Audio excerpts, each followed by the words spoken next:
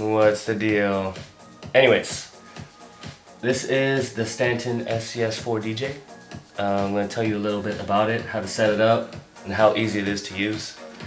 So let's get started. Alright, well here's the controller from this view. Let me tell you just a little bit about it. Over here in the corners we have your special effects and basically your speed, key changes, pitch, all controlled right there. It does have key lock, so you can keep the key of the song the same while just changing the speed. Over here we have kind of like a small effects board. Got 4 effects. You can control the filter, which is the LFO, which is well, I'm gonna have to show you what that means. You got a flanger, a slicer effect, and delay, something they use in mostly EDM kind of music. And of course you have the adjustments right there. And then you have loop function, so you can loop a part of the song over and over, kind of mix it up a bit. You got the platters right here. They're like 5-inch platters. Pretty good, pretty sturdy. They're touch sensitive. You can actually scratch a little bit about, and control the. You can actually push and pull or bend the tempo a little bit just by hitting the sides or whatever.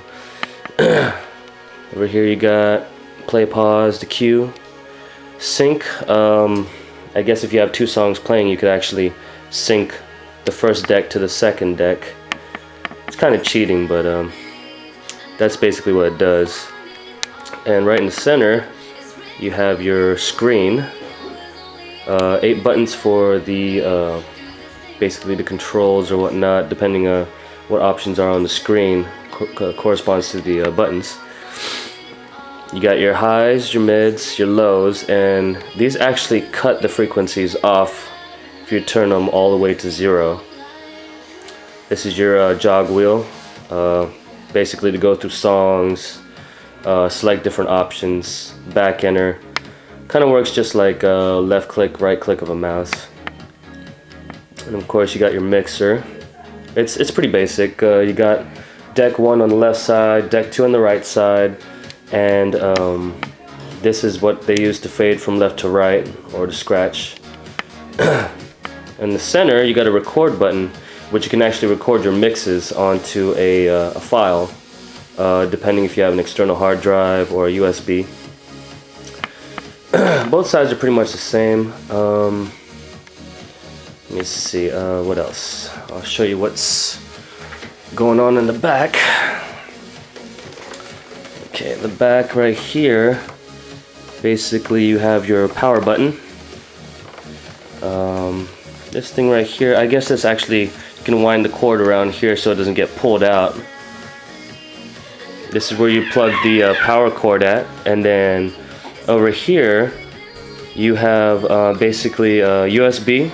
You can plug this right into the computer and actually use it as a controller instead of a standalone unit. So you can use it with Serato Itch, Virtual DJ, Tractor, LE, any of those programs. Back here you got one USB. You can plug a keyboard in there, USB stick, external hard drive.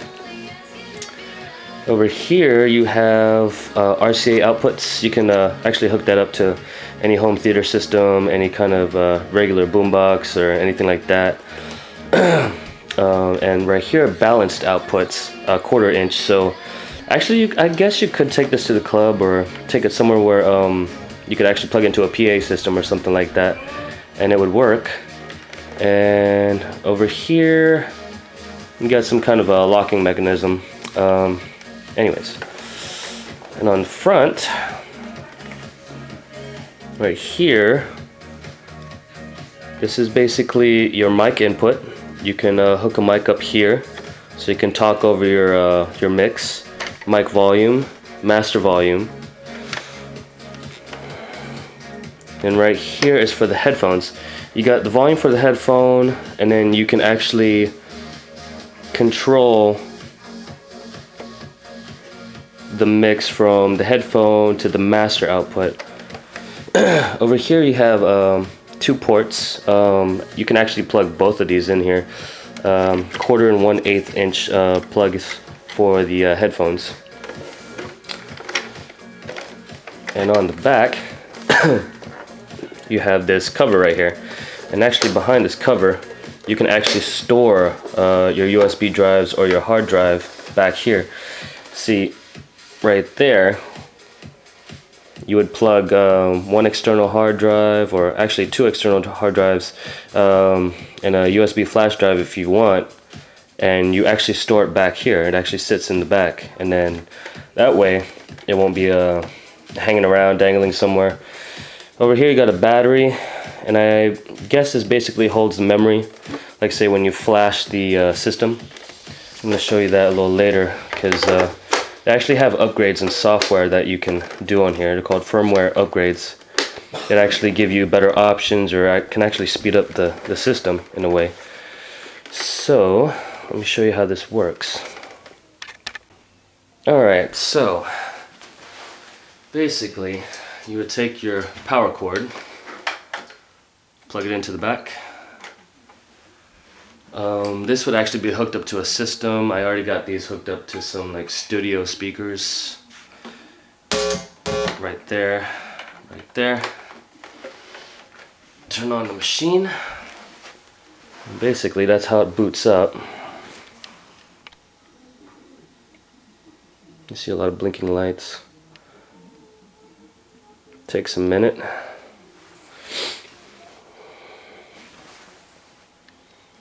And there you go. You'll be greeted with this screen right here, which is basically blank. It's actually a list of songs, if there were songs. But I have a USB stick, so here's a USB stick. I'm going to plug this in right over there.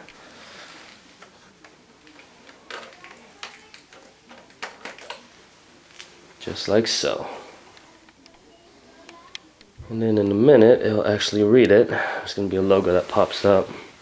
There it goes. Basically scans the USB. And mind you, you can actually hook up your iPod or even your phone to this via USB cable, and it would read it just like a thumb drive. And these are basically the songs right here.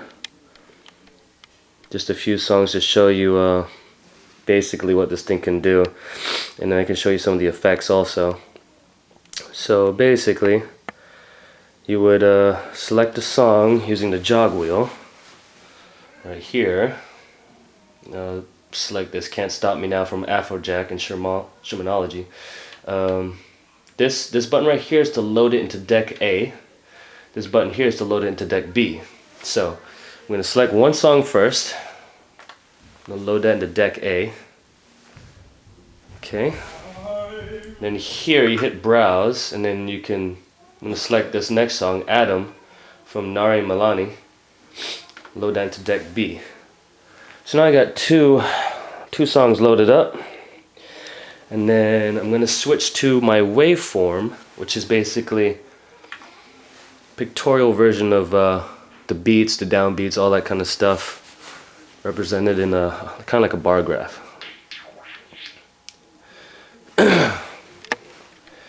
Okay.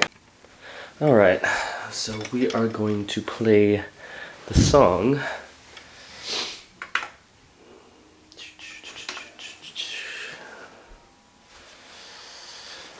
Now, you have different options here.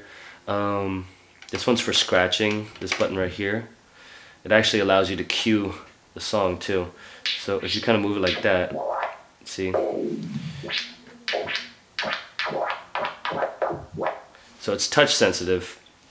As long as you're on the center part of the platter, you can push and pull, kind of like a record, the actual song. You got your play, your cue, right here.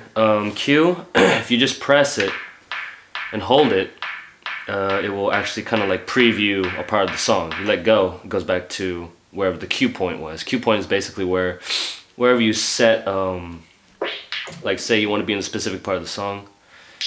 Like say, let's see here.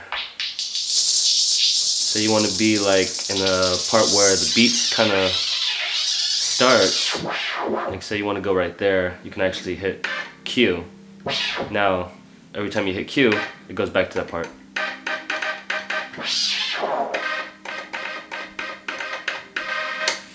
And then play, we'll actually play the song. Q, go back. And then right here, you hit right here, this is called hot Q. You can actually store up to 3 points in the song that you want to be. So, say I want to be over here, right where that starts. I saved that on 1 Q. I saved that on the 2nd Q. 3rd Q. So I can play it just by hitting the button.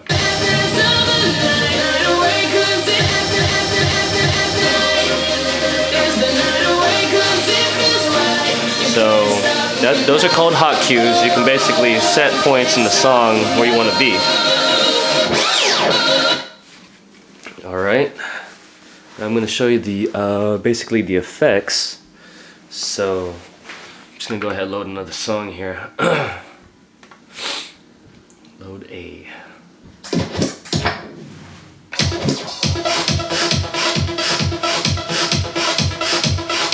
This right here controls your speed.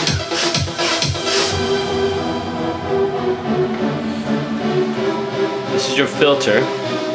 It goes from lows to highs just by moving this knob right here. You hit the filter button.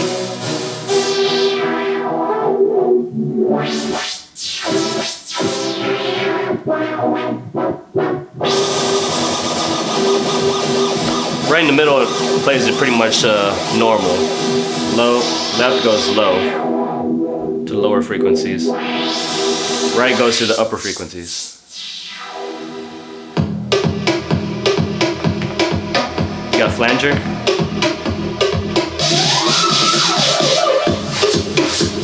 It kind of warps the song a little bit.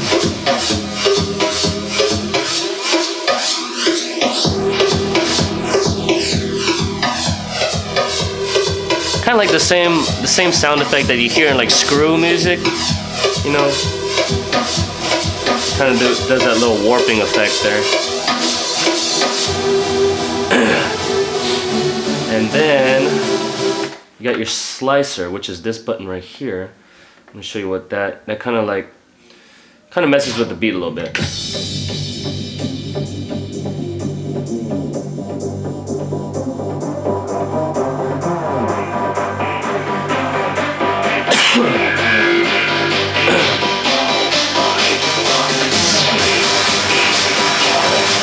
Oh, I forgot to tell you, the loop, they have a loop function on here. You can actually hit loop, and it does 4 beats wherever you hit the loop at.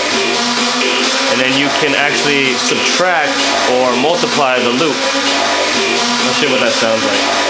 Say I wanted to change the tempo, bring it down again, like that.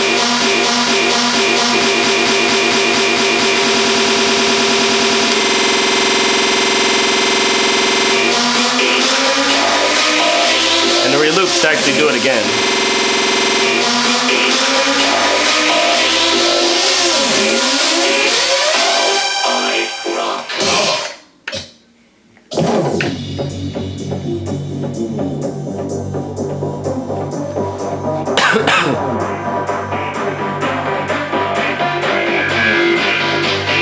Here's a slicer effect. Here's a slicer. See how it kind of messes with the beat? You can go right. Go back in reverse.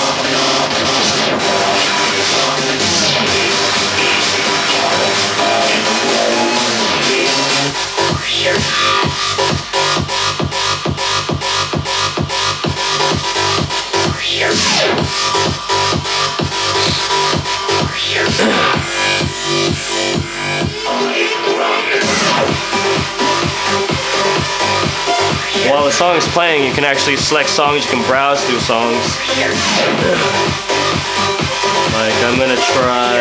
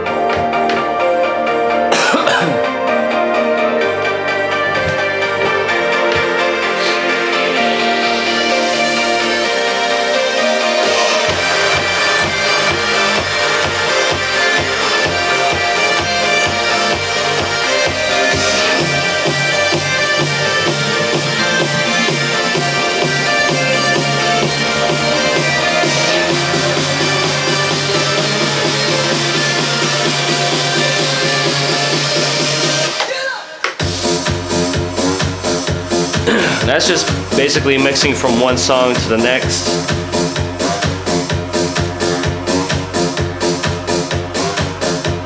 And then I stopped the first song. Now the second song's playing.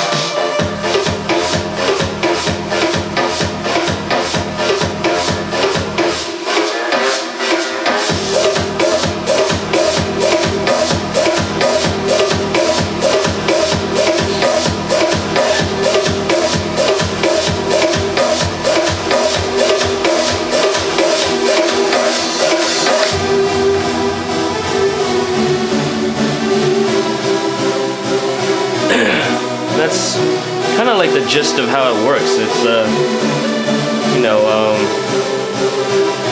you can use either the visual side of it and mixing, or you can just kind of cue it up just listening through your headphones. But just gave you a basic idea of how this thing works, and it can be pretty fun once you get the hang of it, but it takes a lot of practice.